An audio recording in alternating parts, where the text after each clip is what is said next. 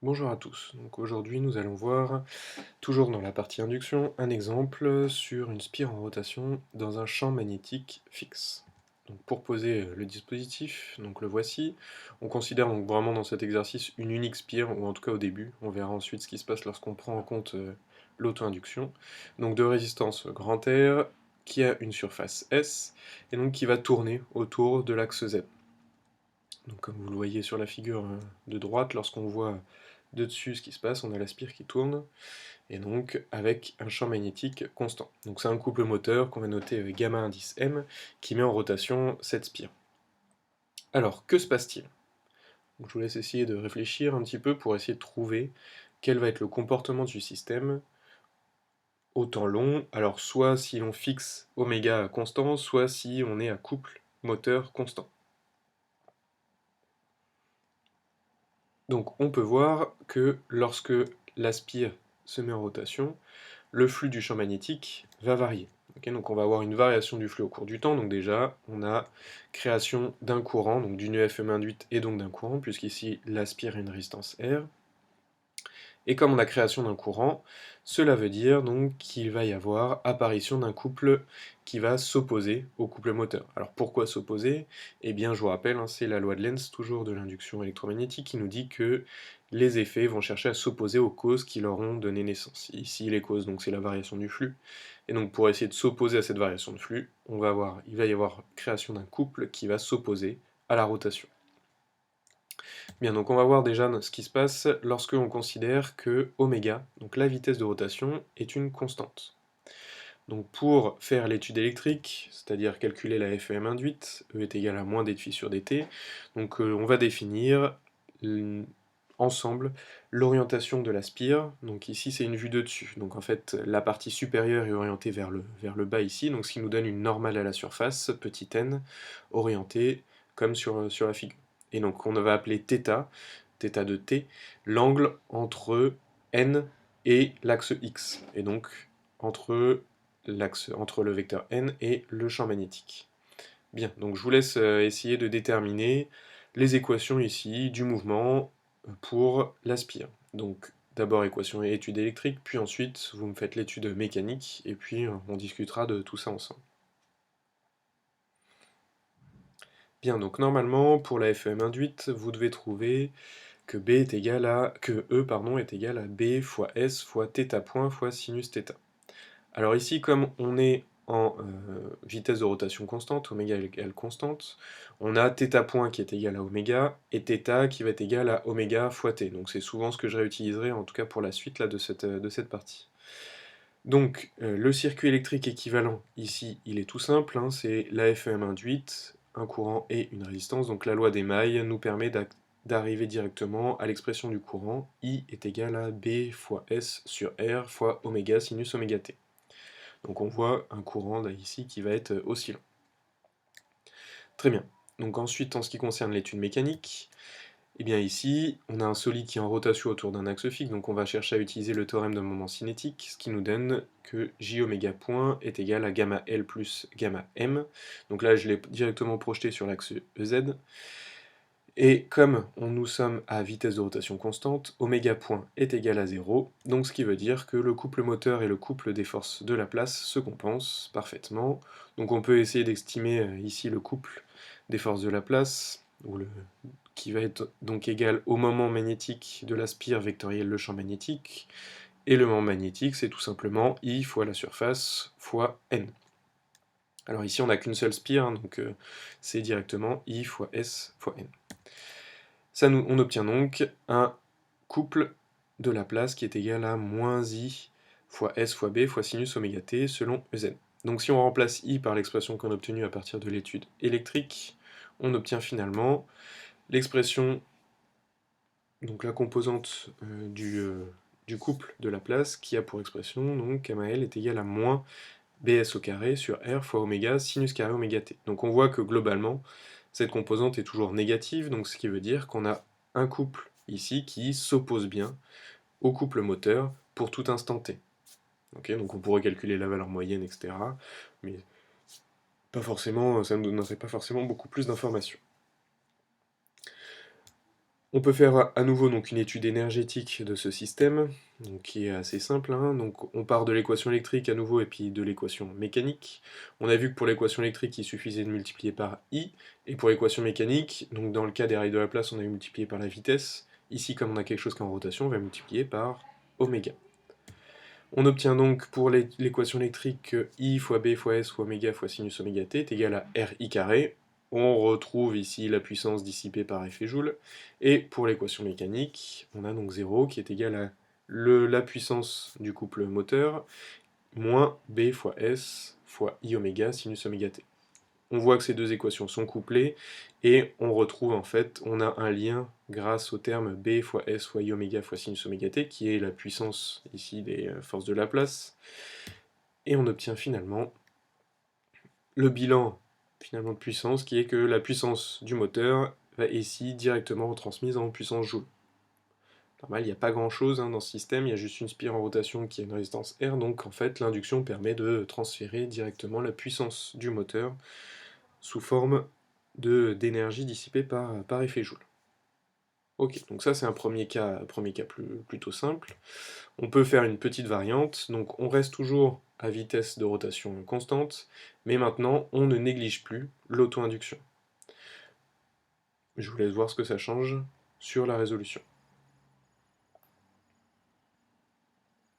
Donc, l'étude électrique ne change pas beaucoup, ou en tout cas on trouve toujours la même expression de la force électromotrice. Par contre maintenant le circuit électrique équivalent va être donc il va falloir penser à rajouter la bobine, L. Donc ce qui nous donne une nouvelle loi d'émail, B fois S fois oméga sinus oméga t, qui est égal à RI plus L dI sur dt.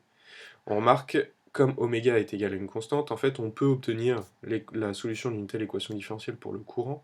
On obtient donc I de t, qui est égal à donc, une constante fois exponentielle de moins t sur tau, donc ça c'est la solution de l'équation homogène, et pour l'équation totale, donc avec le second membre non nul qui dépend du temps, on va avoir quelque chose qui va être de la forme im fois cosinus oméga t plus phi, donc avec tau qui est L sur R, et im qui va être donc B fois S oméga divisé par R carré plus L carré oméga carré.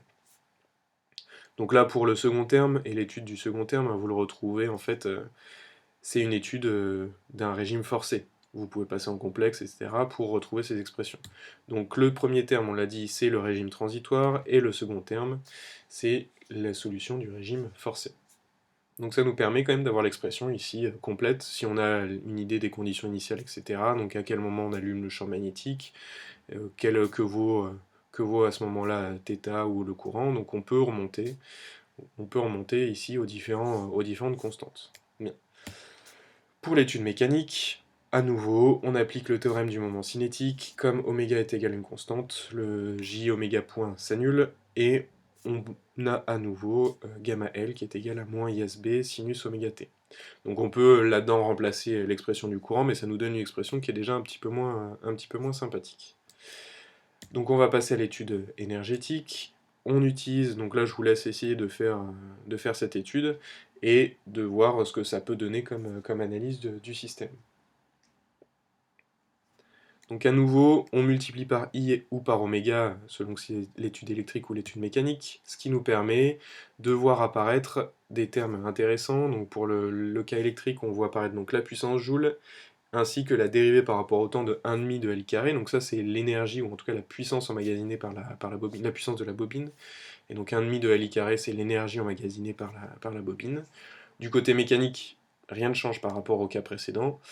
On lit tout ça ensemble, ce qui nous donne finalement que la puissance mécanique cette fois-ci donc est transformée en puissance joule et en puissance magnétique, qui est donc la puissance emmagasinée par la bobine.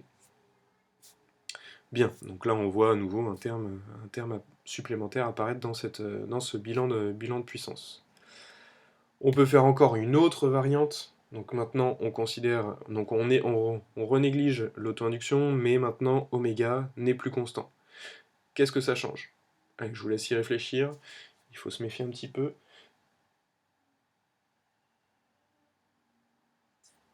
Donc maintenant, comme oméga n'est plus une constante, attention, θ de t n'est plus égal à oméga t.